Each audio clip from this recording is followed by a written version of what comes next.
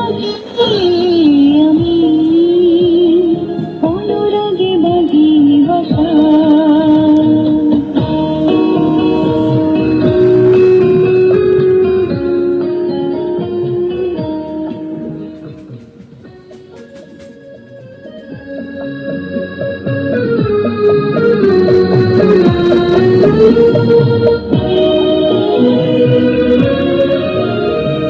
তুমি আমার নয়নের আলো।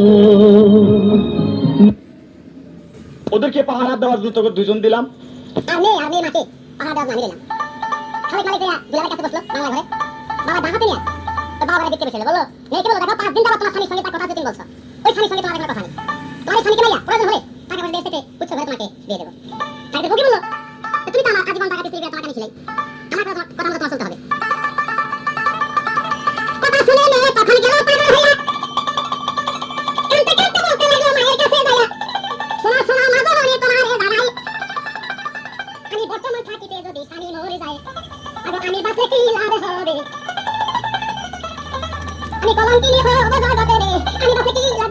আমি অনুরাগে বাঁধি বাসা। আমি থাকতে যদি স্বামী যায় জমরিয়া,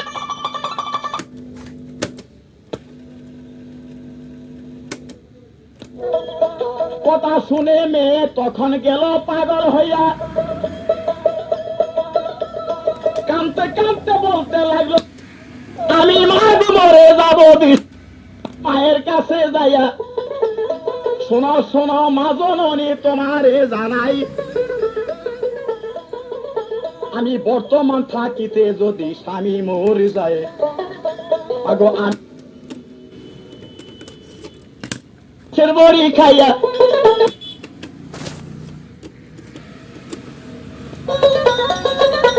যে কোন বুদ্ধিতে না দেও না বাসাইয়া,